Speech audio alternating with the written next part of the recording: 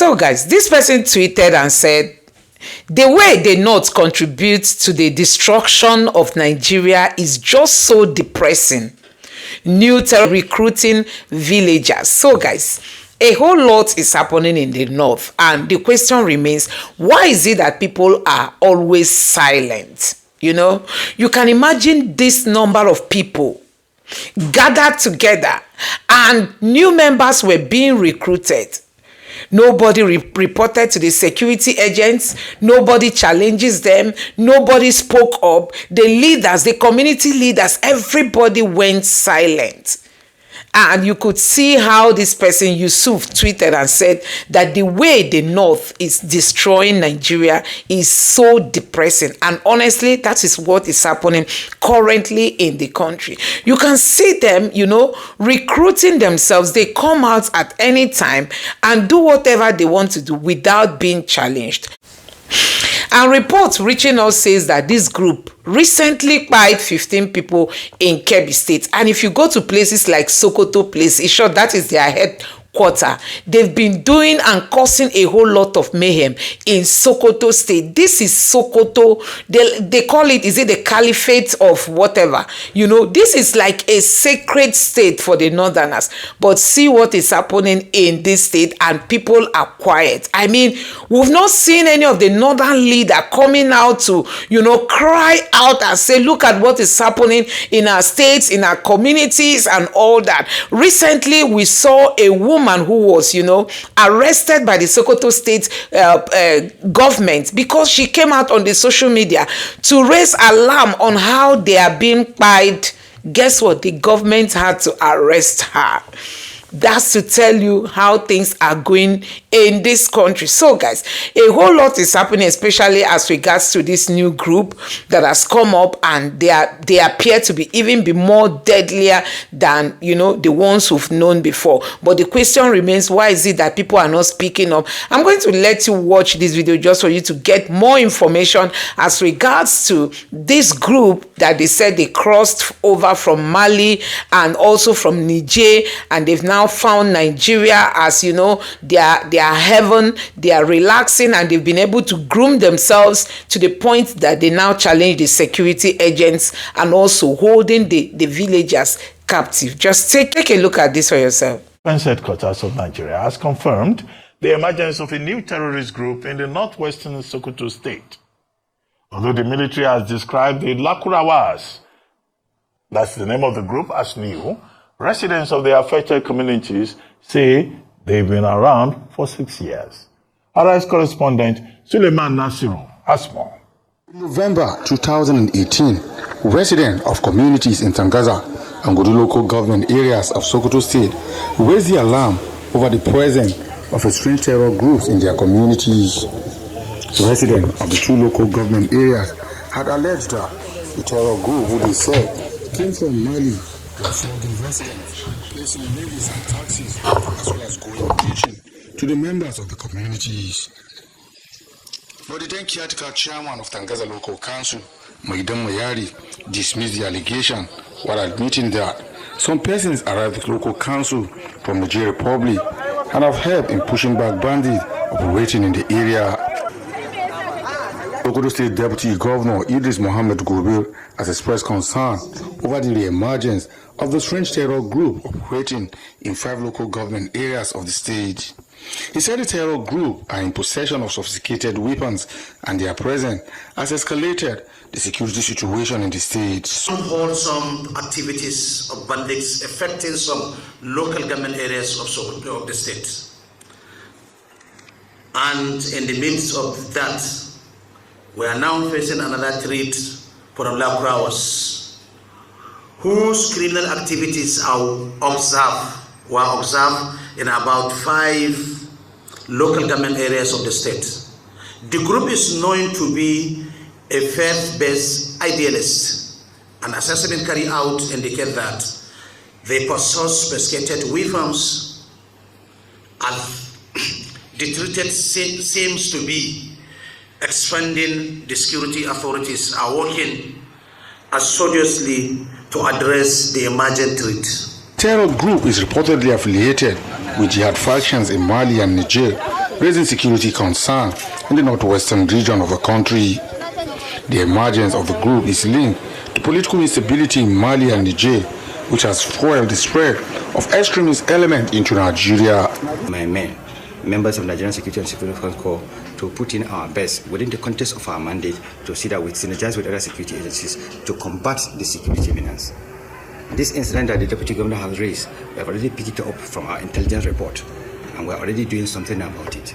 We are deploying personnel, both undercover as well as uniform personnel, and we're also synergizing with other sister agencies to make sure that we arrest this ugly situation before it turns into something else.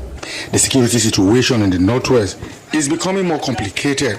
The fear of residents is a possible collaboration between the bandits operating in the region with this faith-based terrorist group. Suleiman Nasser, RRøR News.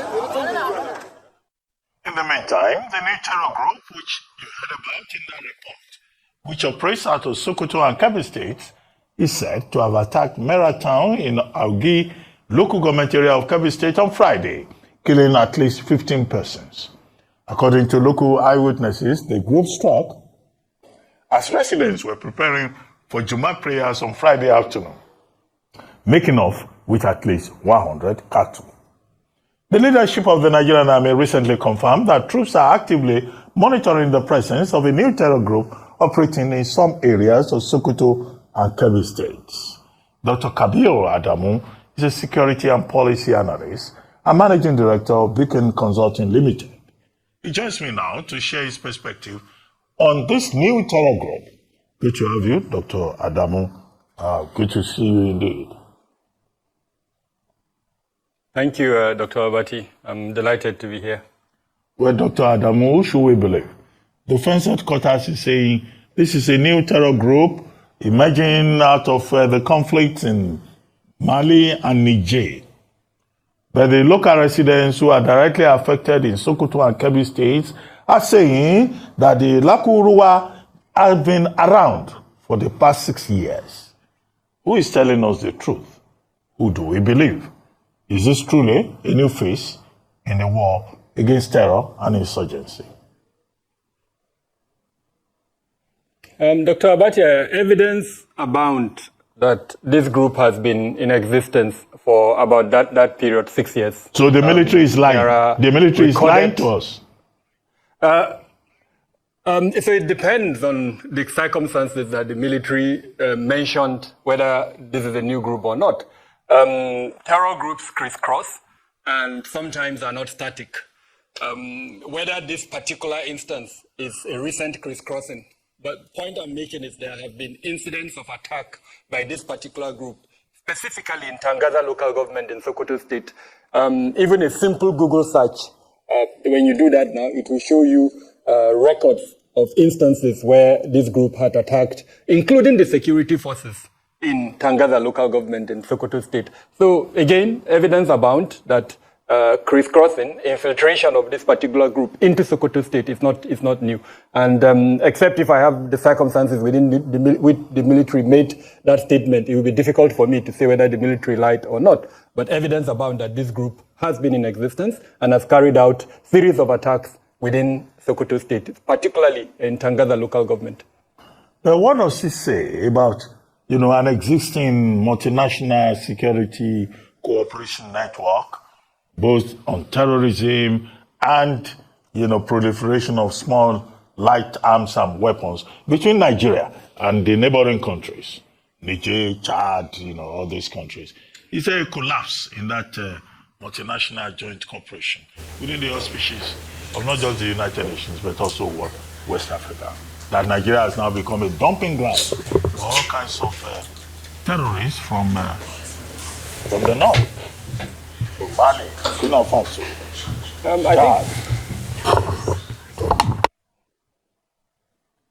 In simple terms, Dr. Abati, I think it's a failure of Nigeria to fully implement its national counterterrorism strategy.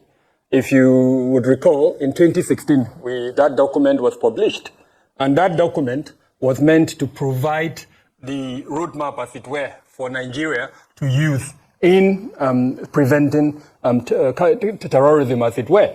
We also have a national law on terrorism, the National Prohibition and Prevention of Terrorism Act, I think 2022, through which we now have a coordinator of counter-terrorism in the Office of the National Security Advisor. So to that extent, and then of course there is a third document, which is the policy document on countering violent extremism. Now if you put all of that together, they are supposed to provide us with the wherewithal to prevent the spread of terrorism within Nigeria. But in my honest opinion, and based on the analysis I've done, it seems we have concentrated our effort more on the Northeast. And in doing that, we've abandoned the Northwest, which is a strategic mistake. If you look at the Sahel, I think there is almost a border land of about 1,000 kilometers where Nigeria shares coterminous borders with about 7 states in Nigeria share border with countries in the Sahel, including Niger, Benin Republic, Cameroon, that to an extent all have challenges of terrorism in them. And then if you extend it further into places like Mali, Burkina Faso, and then of course Chad, Mauritania, that all have endemic terrorism challenges with several groups operating in that region, then it would have made a lot of sense for us to also focus on the Northwest so that we prevent occurrences like that of the Lakurawa. Unfortunately, we didn't do that, and we're where we are. The issue is not necessarily one of multilateralism. The multinational joint task force that you referred to, which has its headquarters in Chad, is more focused on a location around the Lake Chad, Borno State, Yobe State, and Adamawa State to an extent. But the Lakurawas are concentrated in the Northwest, Sokoto and Kebbi. So the focus should have been engaging with our neighbors, especially Niger. And then sadly, the coup happened in Niger, and then the missteps that we took, which led to a deterioration of diplomatic relations between Niger and Nigeria, may have opened a corridor that these groups now, exploited to continue to crisscross. But the good news is that, courtesy of our Chief of Defense Staff, that corridor has been closed. And so we need to galvanize effort to strengthen the bilateral relationship between us and Niger, as well as the multilateral efforts that ECOWAS. Don't forget that ECOWAS also has several protocols on counterterrorism. So strengthen that, so that by strengthening the region, especially approach on counterterrorism, we can also benefit from that. But before we do that, we also need to strengthen our own policies internally. I've mentioned 3 policies that we have, including the law on preventing terrorism, that as of today, I doubt if anyone in government has conducted a monitoring and evaluation process to identify what aspects of that law have we implemented, what aspects haven't we implemented, so that we can learn from that. The counter-terrorism strategy is due for review. It was passed in 2016. Usually 4 or 5 years it's reviewed, so it's due for a review. If we do an M&E process, we would identify our mistakes, and then in the review we can implement them. So I think these are the reasons why where we are. And the earlier we correct that, I think the sooner we prevent the Northwest from falling into what happened in the Northeast. Okay, Dr. Adamu, in specific terms, I listened to you very carefully, but in specific terms, what does they say about the efficiency, the competence of the Department of State Services, the military, the Nigerian Intelligence Agency, that several kilometers of Nigerian border space can be so porous that people can come from anywhere and just cause mayhem and crisscross, to use your expression? How serious is the level of security threat with that level of, I use the word again, of incompetence or perhaps negligence? Like I mentioned in my last intervention, an M&E process has not been conducted, as far as I know, to determine what we did well, what we didn't do well. And that raises the significant question of accountability within the security sector. Repeatedly, we've discussed this. I think, of course, accountability affects virtually all sectors within the Nigerian state. But I don't think there's anywhere where we increasingly see a lack of accountability like the security sector. Now, because we don't know the details, what we know is that there is a failure. But we don't know whether the failure is one of intelligence, or whether it's a failure of the use of intelligence, or whether it's a failure of coordination, or even if a failure of foreign policy, as it were. These are all components that, if an M&E has been conducted through using the KPIs that were developed when the 3 documents that I mentioned were passed, perhaps we would have answers to them. But having said that, it's very, very obvious that the elephant in the room here is the National Assembly. all of these arms within the security sector, the last time I counted them, Dr. Abati, they are 29. And that's even very conservative. If you include those departments that are under the judiciary that have a security component, there are about 36 of them. And now, if we've agreed that they have been inefficient and to have allowed a group that is not supposed to be in Nigeria to enter Nigeria, then why is the parliament not stepping in like we have or should have in a democratic setting where there is a failure of the executive arm? Then the pressure should come from the legislative arm of government. Sadly, we're not seeing that. And I think it's a responsibility that all of us should take. The media should continue along the line. I've seen in the last few days a lot of conversation around the Lakurawa, but we should now expand that conversation to make clear demands to the executive arm of government and to the legislative arm of government, so that, again, this is how the Northeast started. If we allow the situation in the Northwest to deteriorate, then sadly, we're going to see a repetition of the cycle that is currently in existence in the Northeast. Okay, let me ask you another question in relation to this. The defense headquarters, the military, just to use a general term, is saying that there are ungoverned spaces in the Northwest flank. Now, this is not the first time we'll hear about ungoverned spaces and the breakdown of relations between Nigeria and Nigeria and Chad. Yeah, we understand that in terms of the geopolitics. But why are those ungoverned spaces still a problem, making it possible for anybody to just come from anywhere in this aisle to come and cause problems for us in Nigeria? There are several factors, Dr. Abati. Most of this forest actually belong to the state government. The infamous Sambisa forest, as an example, it belongs to the Borno state government. The several other forests that we know exist in the north. I'm currently doing some research work, and I counted about 10 of them that are quite active and vibrant in the northern part of the country, where we know that non-state armed groups, and this could be terrorist groups or the bandit groups, are hibernating in them, and that is where they use to continue their activities. I agree with you that this should not be the case. You can't have another state existing in a sovereign state, because that's exactly what we have, where these ungoverned spaces are being used by terrorist or bandit groups to perpetrate criminal activities with wanton lawlessness. Now, the reasons for this are several. First is weakness of the institutions. Secondly is the porosity of our borders. Third is environmental factors that have allowed, a degradation, as it were, of the environment, where government is unable to exercise control. Number four is weakness of institutions. We used to have forest guards a couple of years ago, especially in the northern states, that were operational. Growing up as a kid, any forest close to our house, if you enter there and attempt to fell a tree, someone will ask you, why are you felling that tree? Because there is some form of presence. Now, all of that is no longer in existence. Now, when President Tinubu came on board, I recall that he attempted to rejuvenate that component of our security architecture. If you recall, I think early this year or late last year, he had a meeting with the governors. And the outcome of that meeting is that this aspect of forest that should be reactivated. Unfortunately, that hasn't been done. Perhaps it's because of the way the economy is at the moment or some other reasons. But in simple terms, the reasons why we have these ungoverned spaces is a failure of governance, is there are environmental factors and possibly economic factors that have led us to where we are at the moment. Now, having said that, there is a lot of technology and a lot of solutions associated with technology that we can use to have surveillance over our forests. We don't have to go back to the forest warden or forest guard policy that we used to have in those days. If we don't have the money or the boots on ground to allow that, we can use technology. So there are several aspects of surveillance technology that we can deploy to allow us to have eyes in those ungoverned spaces, so that even if it's it's ants that are moving in that forest, we're able to know. And then, of course, with rapid response capabilities, we can deploy in those forests. But beyond that,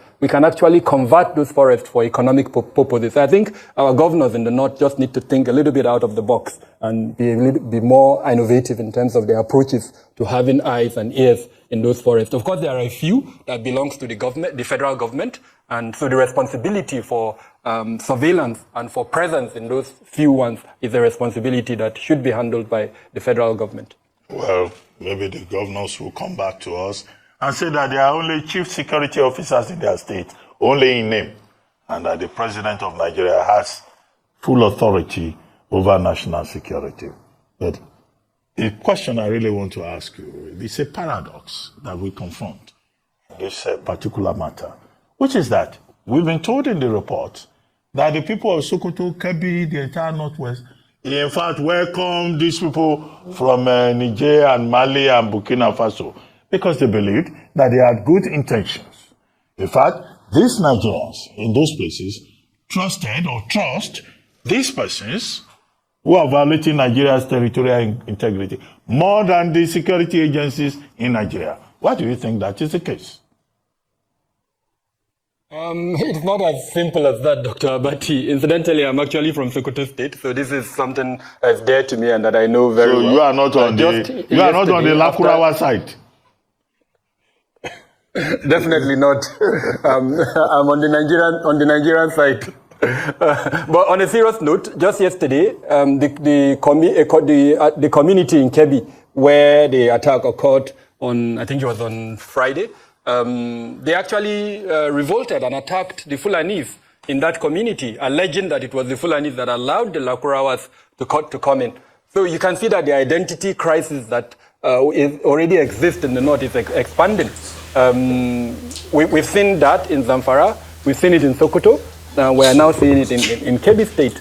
It's been managed. I think some normalcy has returned to that location, but a lot of peace-building effort would need to be done. There are innocent Fulanis, and then there are bad Fulanis, just like there are innocent Hausas and bad Hausas, and just like there are good migrants and bad migrants. So I think we need to, law enforcement, especially in the public space, would need to be enhanced so that the bad elements in all of these ethnic identities are isolated, and then the good ones are allowed to live in peace. Terrorist groups use methods to recruit. One of the methods is incentivization with money. In this very difficult economic circumstance, I don't know about you, Dr. Abati, but a lot of us Nigerians are feeling the effect of the economy at the moment. And there are allegations, not substantiated yet, that about 1 million naira is being used to recruit by this Lakurawa group. And very few people will be given, in our rural communities, will be given 1 million naira that will not feel the urge to accept it and do the bidding of whoever gives them. So again, the responsibility is on the state, is on the authorities to move fast and take action on law enforcement, on public protection, so that the bad elements that are trying to recruit and that are, incentivizing are either arrested or where we need to do away with them, we do away with them. Okay, Dr. Adamu, just as we begin to wrap up, let me digress a little. We've been talking about crisis in the Northwest, new terror group in the Northwest. But in the Northeast, there's this report by Red Cross and also Reuters about rape, extrajudicial killings, and all kinds of human rights abuses in the northeastern flank of Nigeria. The armed forces of Nigeria says it is not true, says it has been exonerated. But this is not the first time we would have, the Nigerian military saying we are innocent. I saw a statement by General Tuku Gusau, who is the Director of Defense Information. Now, why do we keep having these issues? Nigeria, Army, involved in abortions.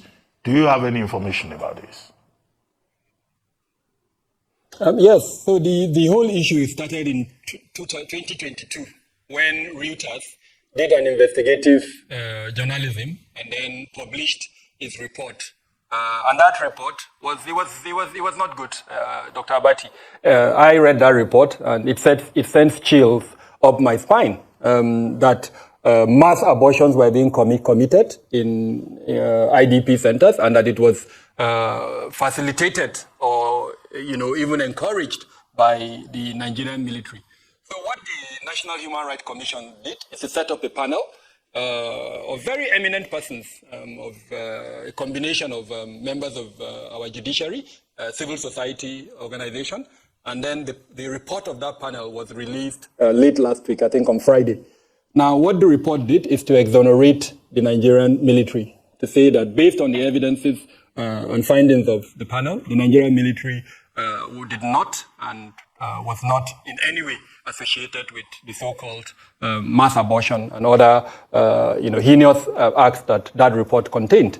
It also indicated that it invited two organizations whose names had come up in that report by Reuters, and that is the International Committee of the Red Cross and Doctors Without Borders.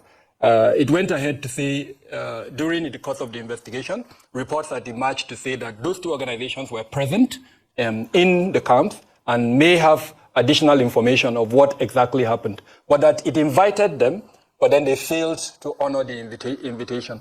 And so the report raised questions regarding the activities of these groups and the need for improved supervision, as it were, within those groups. So, in summary, what these two developments, both the allegation and the findings of the panel by the Nigerian National Human Rights Commission, is the need for accountability and probity, especially with regards to the activities of both the state actor, which in this case is the military, and then the non-state actor, which is the international non-governmental organizations.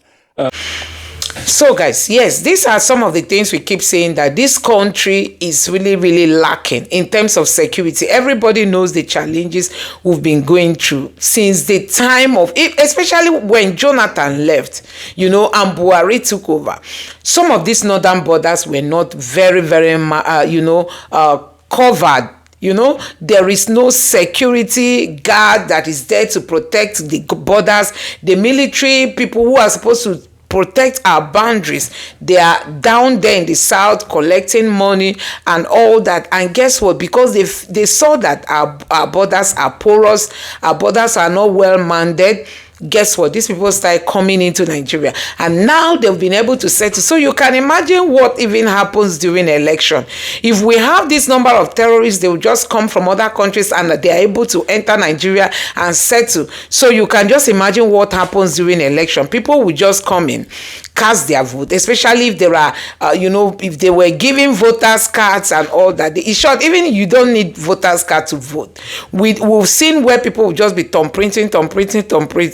So these are some of the challenges we are having, and we all know that we can never build a country. We can't build a country we cannot build a country with this kind of things going on. Look at the security threat. This government is facing a whole lot from north, south, east, and west. This government is facing a whole lot. And you can see that as it stands now, they don't even know what to do. The Tinubu's government is so they don't have any idea on how to take care of all these things. These were some of the things that even some of the presidential candidates openly said it. When Peter Obi's running mate was talking, he said they were going to mount security cameras, they were going to hire people to ransack all the forests, they were going to make sure the borders are well covered, and these are some of the things Tinubu knows he should be doing, but Tinubu is not even talking about all those.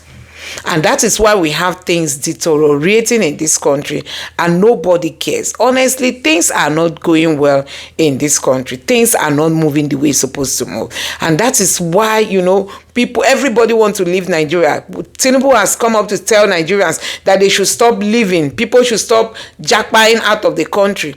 As if he has job opportunity. As if people's lives are secured. As if they are sick, they have a good medical care. As if you are traveling, you don't have the chances of being kidnapped. As if you are, there are a lot of reasons why people should even leave Nigeria. Not just for the monetary aspect, but I tell you, security-wise, health-wise, and so many other things that people are facing as challenges. Look at businesses are crumbling in our own eyes because, these people who are in politics, they are just there for their own selfish interest. They don't care about the masses. You can imagine Dangote, the price is getting the oil from NNPC and the price is selling.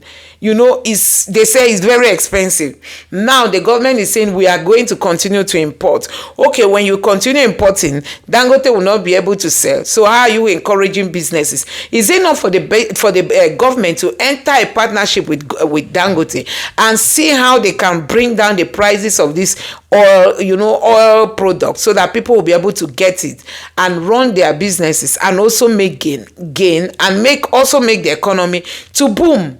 But we don't see all those because these people, guess what? They lack idea. They lack idea. And that is why things are getting worse in this country. So guys, I don't know what you make of this video. When you look at how these people are handling the country, you will know that there is no hope for this country. Let me know your thoughts in the comment section below. Please don't forget to subscribe to the channel. Turn on the notification bell. Please give this video a like so that YouTube can recommend it to others. And drop your thoughts in the comment section below. Thank you.